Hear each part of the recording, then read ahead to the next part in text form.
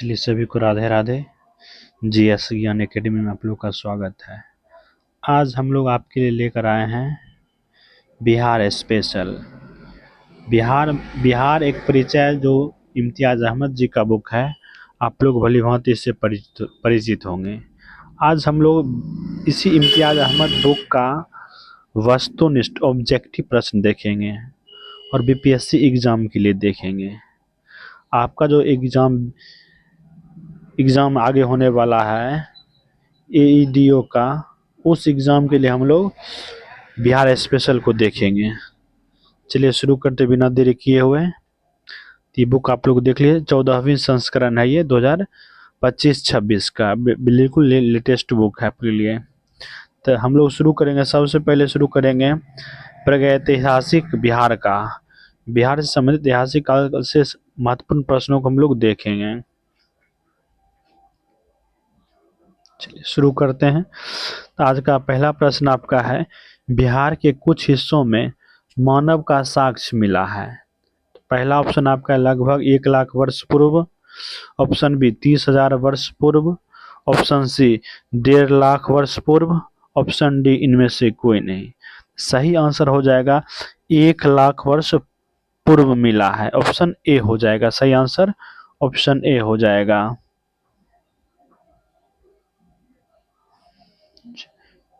चलते question number हम 2 में। क्वेश्चन नंबर +2, बिहार में कहाँ प्रागैतिहासिक मानव के आवास का प्राचीनतम साक्ष्य मिला है। ऑप्शन ए शेरघाटी गया में, राजगीर नालंदा में, राजपोखर भागलपुर में, पसेरा मुंगेर में। तो सही आंसर हो जाएगा शेरघाटी मुंगेर में मिला है, शेरघाटी मुंगेर में मिला है। सही आंसर शेरघाटी मुंगेर हो जाएगा। चलते हैं नेक्स्ट प्रश्न पे। क्वेश्चन नंबर 3 आपका, भारत में कश्मीर के बाद वह कौन सा एक और स्थान है जहां नव प्रस्तर युग के हड्डियों के अनेक उपकरण पाए गए हैं। तो पहला ऑप्शन आपका चेचर वैशाली वाला, जेठियन घाटी नालंदा का, चिरांद सारण का, या पैसेरा मुंगेर का। तो सही आंसर आपका हो जाएगा चिरांद सारण का, चिरांद सारण का हो जाएगा, ठीक ना।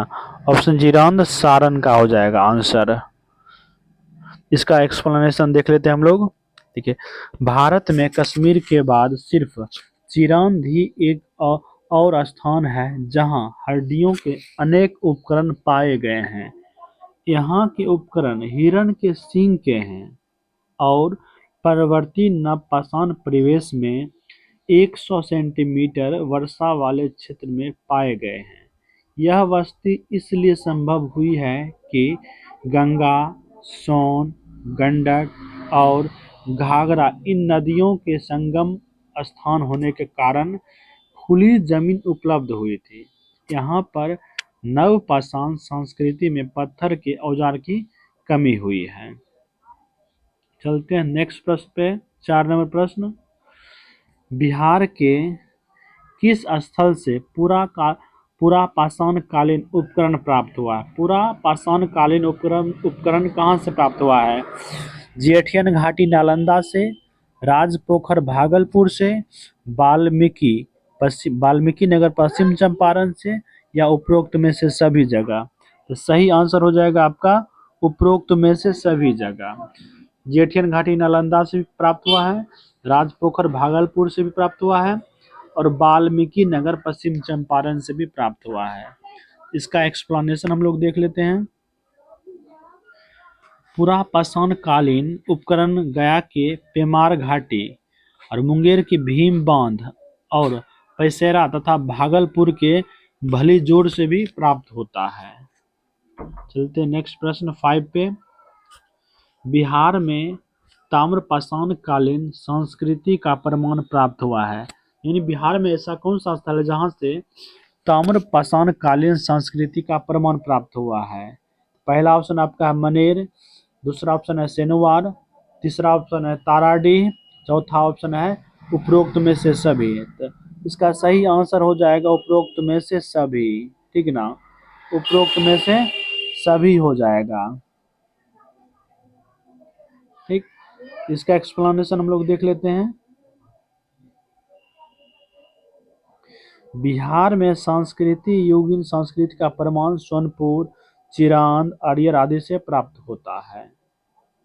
ठीक, चलते हैं नेक्स्ट प्रश्न पे, क्वेश्चन नंबर 6 पे। बिहार में प्रागैतिहासिक काल से संबंधित कौन सा कथन सही है? कथन दे रखा है, इसमें से आपको बतलाना है कौन सा कथन सही है। तो पहला कथन आपका है, बिहार के शेर घाटी गया से प्रागैतिहासिक मानव के 2 चट्टानी आवास मिला है। बिल्कुल सही है, यह 2 चट्टानी आवास बिल्कुल सही है। ऑप्शन बी, बिहार के कुतुबपुर एवं चेचर वैशाली वाला, मनेर पटना का और सेनुआ रोहतास से नवपाषाण युगीन स्थल प्राप्त हुआ है। बिल्कुल सही है, कुतुब से, चेचर वैशाली से, मनेर पटना से, सेनुआ रोहतास से नवपाषाण युग का स्थल प्राप्त हुआ है। नेक्स्ट आपका है सी ऑप्शन है, चिरांद गंगा नदी के तट पर स्थित। बिल्कुल, चिरांद जो है गंगा नदी के तट पर स्थित, मतलब सभी ऑप्शन क्या है सही है, तो आंसर हो जाएगा डी। चलते हैं नेक्स्ट प्रश्न 7 पे। बिहार में पूर्व ऐतिहासिक काल का आरंभ होता है, अनुमान कब कब से माना जाता है? तो पहला ऑप्शन है 1 लाख वर्ष ईसा पूर्व, 70,000 ईसा वर्ष पूर्व, 40,000 ईसा वर्ष पूर्व या 25,000 ईसा वर्ष पूर्व। तो सही आंसर हो जाएगा आपका 40,000 ईसा वर्ष पूर्व माना गया है। ऑप्शन सी हो जाएगा।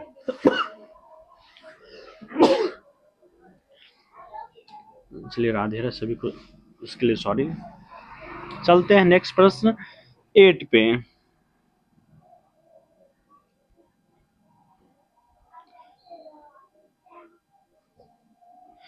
8 नंबर प्रश्न बोल रहा है, बिहार में पूर्व ऐतिहासिक काल के अवशेष प्राप्त होते हैं कहाँ से? पूर्व ऐतिहासिक काल से अवशेष प्राप्त हुआ, देखिए एक 3 इसमें दे रखा, कुल्हाड़ी के फलक प्राप्त हुए हैं, चाकू एवं खुरपी प्राप्त हुए हैं और तीसरा है मृदभांड प्राप्त हुए। तो बताइए तीनों में, 3 जो दे रखा है, कुल्हाड़ी के फलक, चाकू और एवं खुरपी और तीसरा है मृदभांड, तो तीनों में से कौन कौन सा प्राप्त हुआ? तो सही आंसर हो जाएगा, कुल्हाड़ी भी प्राप्त हुआ था आपका, फलक भी प्राप्त हुआ था, चाकू और खुरपी भी प्राप्त हुआ था और मृदभांड भी प्राप्त हुआ था। तीनों प्राप्त हुआ था। ऑप्शन हो जाएगा डी। इस तरीके से इसका आंसर हो जाएगा डी।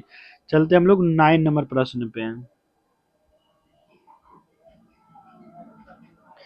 बताइए 9 नंबर प्रश्न आपसे बोल रहा है, बिहार में आदि मानव के निवास के आरंभिक साक्ष्य कहाँ से प्राप्त होता है?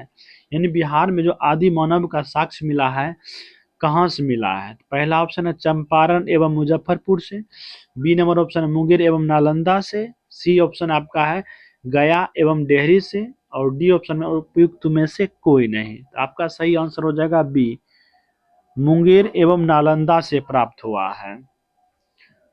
चलते हैं नेक्स्ट प्रश्न 10 पे। बिहार में आदि मानव की उपस्थिति का आरंभिक साक्ष्य किस युग के हैं? यानी आदि मानव की जो उपस्थिति यहाँ बताया जाता है, साक्ष्य मिला है, किस युग से? आपको युग बतलाना है। प्रस्तर युग से है, पूर्व प्रस्तर युग से है, मध्य प्रस्तर युग से है, नव प्रस्तर युग से है या फिर हड़प्पा युग से है? आपका सही आंसर हो जाएगा ऑप्शन ए हो जाएगा, पूर्व प्रस्तर युग से आदि मानव के उपस्थिति का आरंभिक साक्ष्य मिलता है बिहार में। चलते हैं प्रश्न नंबर 11। बताइए बिहार में मध्यवर्ती प्रस्तर युग के साक्ष्य मिले, कहाँ से मिला मध्यवर्ती प्रस्तर युग का साक्ष्य?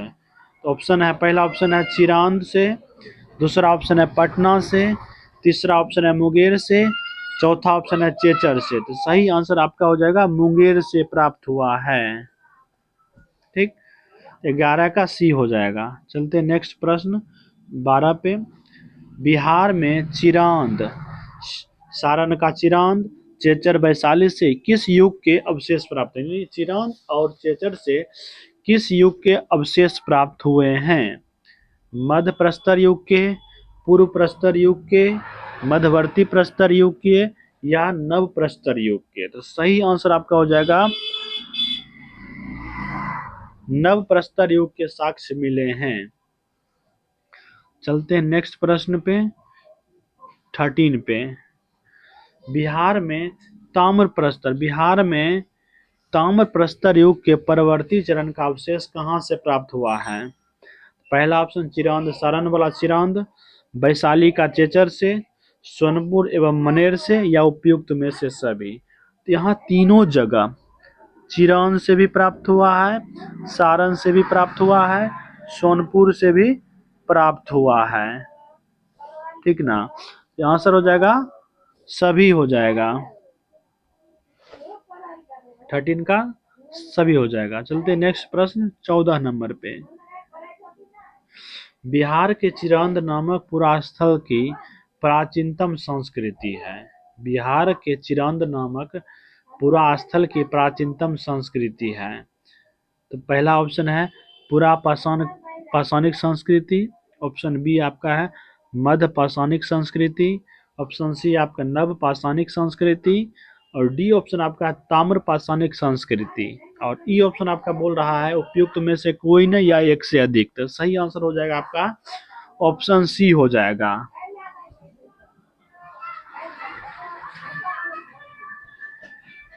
बिहार के चिरांद नामक पुरास्थल से प्राचीनतम संस्कृति कब मिला? नव पाषाणिक संस्कृति मिला है। हम लोग इसको देख लेते हैं, एक्सप्लेनेशन देख लेते हैं। बिहार का चिरांद का उत्खनन 1962 ईस्वी में हुआ था। यहाँ खुदाई से ज्ञात होता है कि नव पाषाण काल का ताम्र युग में आबाद था। खुदाई में यहाँ से हड्डियां, गेहूं की बालियां तथा पत्थर के औजार मिलने का प्रमाण मिलता है। यहाँ बसे लोग कृषि भी करते थे, पशुपालन एवं आखेट तीनों किया करते थे। कृषि भी करते थे, पशुपालन भी करते थे एवं आखेट में शिकार भी किया करते थे। चलते हम लोग प्रश्न नंबर 15 पे। बिहार में मध्य पाषाण युग का साक्ष्य मुख्यतः प्राप्त होता है कहाँ से? मुंगेर में, नालंदा में, पटना में, सारण में। तो सही आंसर आपका हो जाएगा मुंगेर से प्राप्त होता है। कहाँ से? मुंगेर से प्राप्त होता है, मुंगेर। बिहार में मध्य पाषाण युग का जो साक्ष्य मिलता है मुख्य रूप से मुंगेर से मिलता है। चलते हैं नेक्स्ट प्रश्न 16 पे।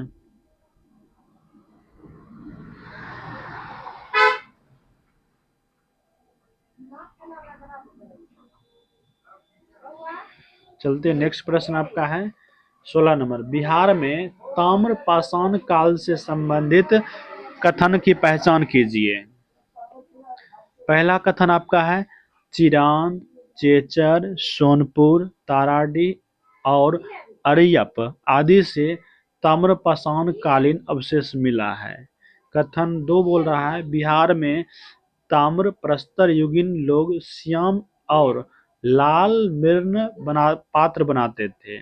और तीसरा जो बोल रहा है बिहार में तांबे के औजार के लिए सिंहभूम और हजारीबाग से आता था। इसका तीनों का तीनों ऑप्शन क्या है? तीनों स्टेटमेंट सही है। ऑप्शन ए भी सही है, 2 भी सही है और 3 भी सही। तो सही आंसर आपका हो जाएगा बी हो जाएगा। सही आंसर बी हो जाएगा। 1 2 3 तीनों सही है। चलते हैं नेक्स्ट प्रश्न पे। अब चले आते हैं हम आपके सामने लेकर सिंधु सभ्यता, सैंधव सभ्यता बोलिए चाहे सिंधु सभ्यता बोलिए चाहे सरस्वती घाटी सभ्यता बोलिए, तो बिहार का संबंध इस संस्कृति से कैसा रहा उससे संबंधित प्रश्नों को करेंगे। अगर आप लोग मेरे चैनल को सब्सक्राइब नहीं किए तो सब्सक्राइब जरूर कर दीजिएगा। चलते नेक्स्ट प्रश्न पे। प्रश्न नंबर पहला आपका बोल रहा है बिहार से कितनी सैंधव स्थली पाई गई है या अवशेष मिलता है, यानी सिंधु घाटी सभ्यता का कितना स्थल बिहार से है? 1 है, 2 है, 3 है, 1 भी नहीं है। तो सही आंसर आप हो जाए 1 भी नहीं है। 1 भी स्थल बिहार से नहीं मिला है। ठीक ना, बिहार में सिंधु घाटी सभ्यता का कोई प्रमाण नहीं मिलता है। देख लीजिए एक्सप्लेनेशन। सैंधव सभ्यता का कोई भी अवशेष बिहार में नहीं मिलता और ना ही कोई बस्ती यहाँ थी, कुछ भी नहीं था। चलते प्रश्न नंबर 2 में। बिहार में भारत में बिहार से सबसे निकट सैंधव स्थल कौन सा है? यानी बिहार के सबसे नजदीक सिंधु घाटी सभ्यता का कौन सा जगह है? मांडा बिल्कुल नहीं होगा, मांडा जम्मू कश्मीर में है। आलमगीरपुर, देखिए आलमगीरपुर होगा क्योंकि आलमगीर का उत्तर प्रदेश में है। तो सही आंसर हो जाएगा ऑप्शन बी। तो इसका एक्सप्लेनेशन देख लीजिए।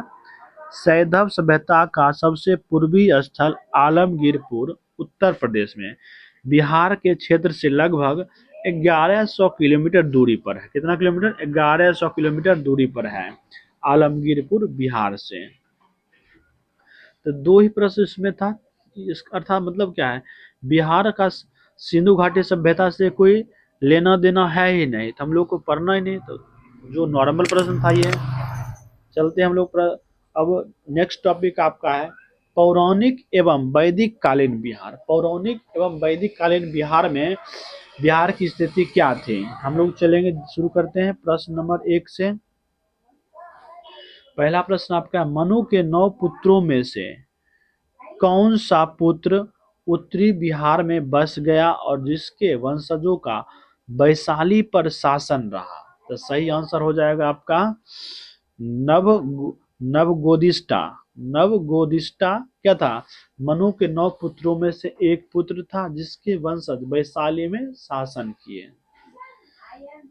इसके बारे में एक्सप्लेनेशन देख लीजिए। एक्सप्लेनेशन नहीं है, ठीक ना। चलते हैं नेक्स्ट प्रश्न पे आपका हम लेकर 2 नंबर। पौराणिक स्रोतों के अनुसार उत्तरी बिहार में विदेह राजवंश की स्थापना किसने की थी? विदेह राजवंश की स्थापना किसने किया था? सही आंसर हो जाएगा नेमी या नीमी। नेमी या नीमी नामक व्यक्ति जो था क्या किए थे? उत्तरी बिहार में विदेह राजवंश की स्थापना किए थे।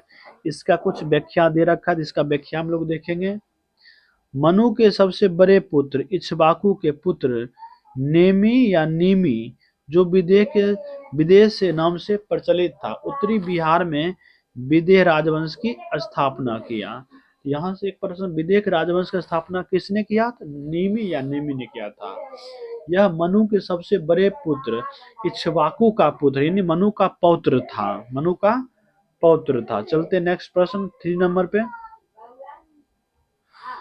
बिहार के अंग विदेह और वैशाली के राजाओं का विस्तृत वर्णन कहाँ में मिलता है? सही ऑप्शन हो जाएगा पुराण एवं महाकाव्यों में मिलता है। पुराण एवं महाकाव्य में अंग की चर्चा मिलती है, विदेह के राजाओं की चर्चा मिलती है और वैशाली के राजाओं की चर्चा पुराण और महाकाव्य में भी मिलती है। महाकाव्य मतलब जैसे महाभारत हो, तो महाभारत में अंग की चर्चा है, जहां से राजा कर्ण क्या थे? राजा हुए थे। चलते हम लोग प्रश्न नंबर 4 पे।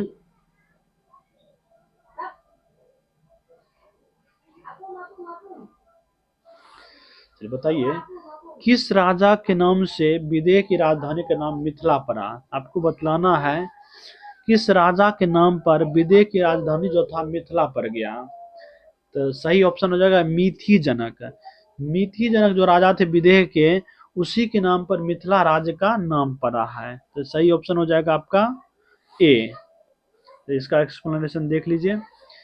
विदेह के राजा मिथि जनक के नाम से ही विदेह की राजधानी का नाम मिथिला पड़ा और वह वहां के शासक मैथिली या जनक कहलाए। मैथिली या जनक कहलाए। जहां से भी मैथिली ठाकुर हैं, दरभंगा के अलीनगर से, जहां से विधायक सबसे कम उम्र की विधायक बनी है मैथिली ठाकुर, वही क्षेत्र पड़ता है। दरभंगा हो गया, मधुबनी हो गया, ये सब क्या पड़ता है? मिथिला क्षेत्र पड़ता है। चलते हैं नेक्स्ट प्रश्न 5 पे।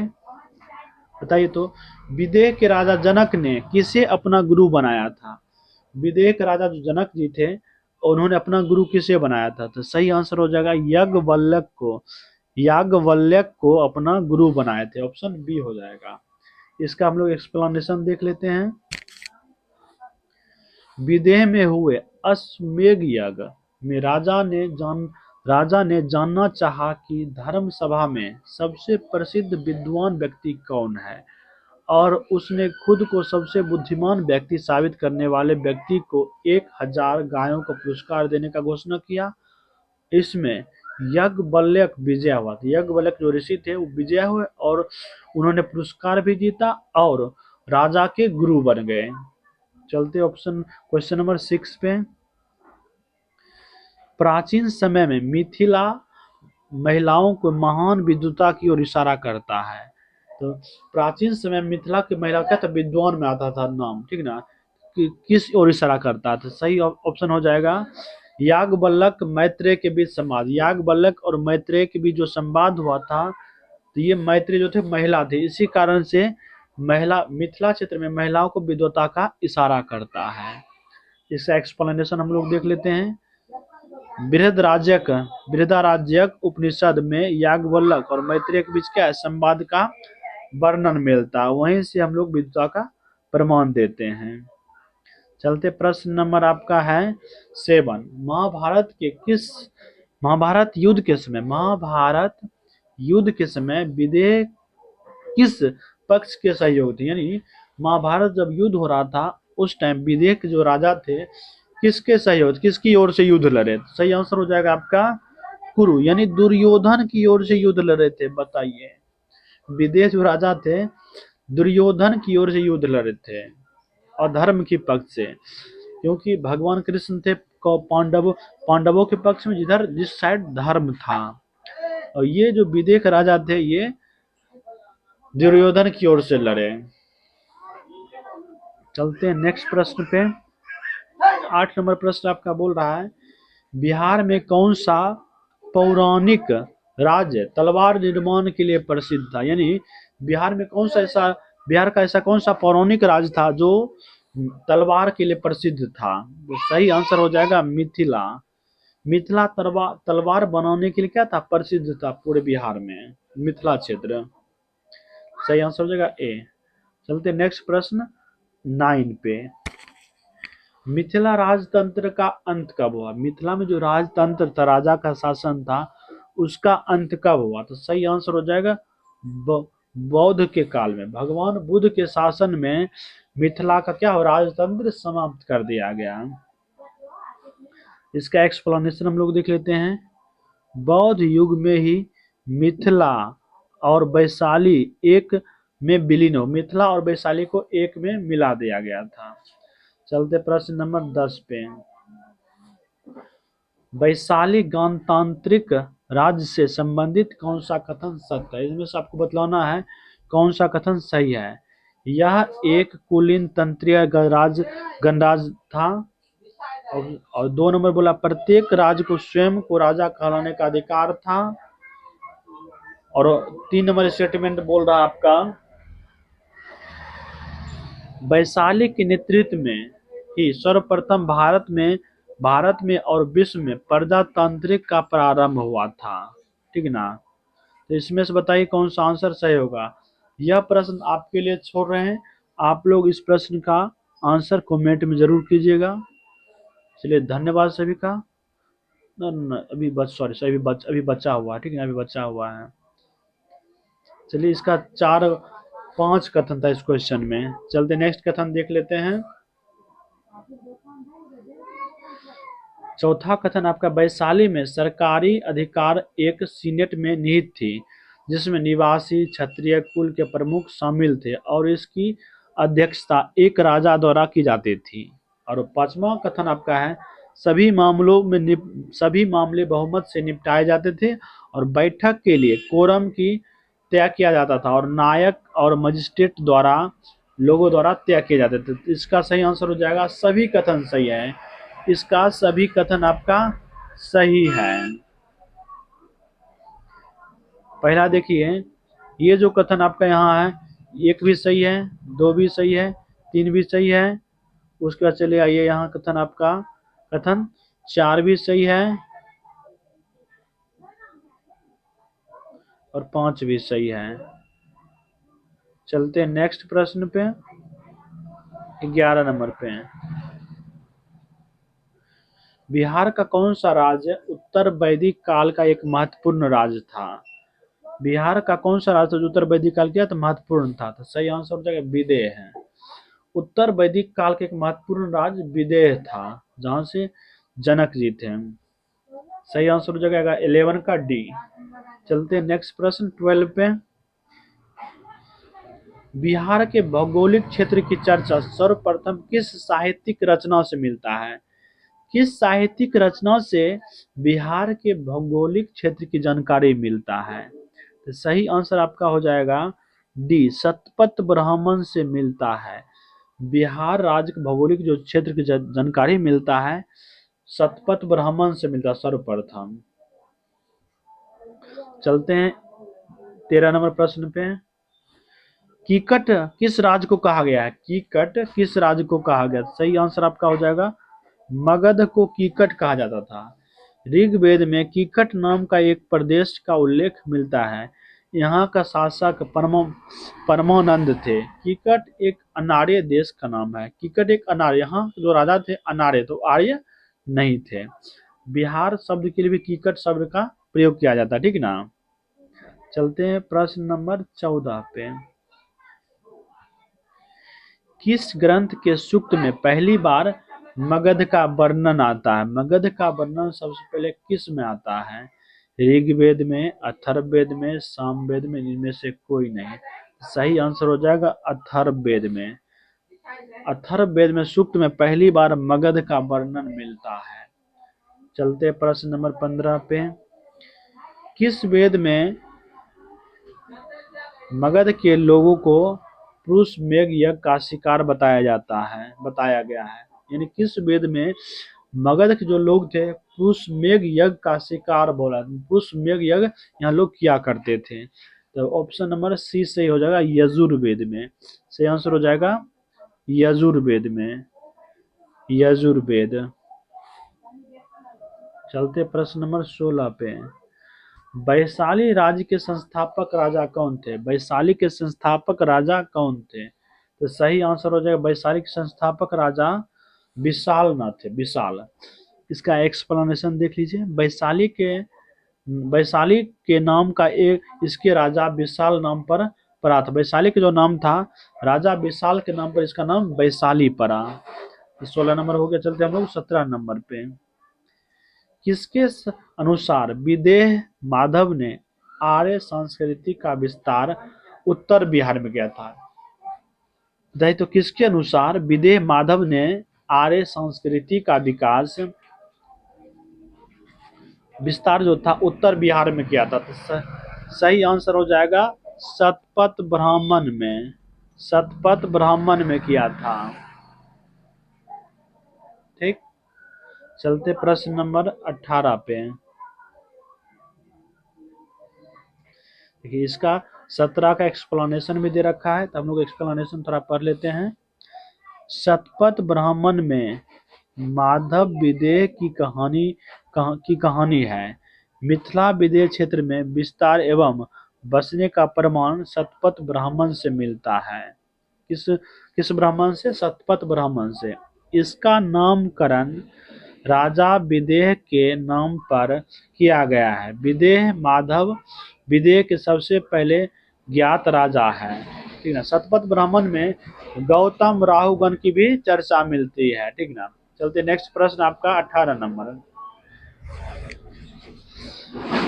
बिहार साहित्य पूर्वी भारत में आर्यों का आगमन हुआ था, अनुमानतः कब हुआ था? बिहार साहित्य पूर्वी भारत में आर्यों का आगमन हुआ था, कब हुआ था? ऋग्वैदिक काल में, महाजनपद काल में, उत्तर वैदिक काल में, या उपयुक्त में से कोई नहीं? तो सही आंसर हो जाएगा ऑप्शन सी, उत्तर वैदिक काल में हुआ। उत्तर वैदिक काल में हुआ था, लगभग 800 ईसा पूर्व हुआ था। 800 BC में हुआ था। चलते 19 नंबर प्रश्न पे।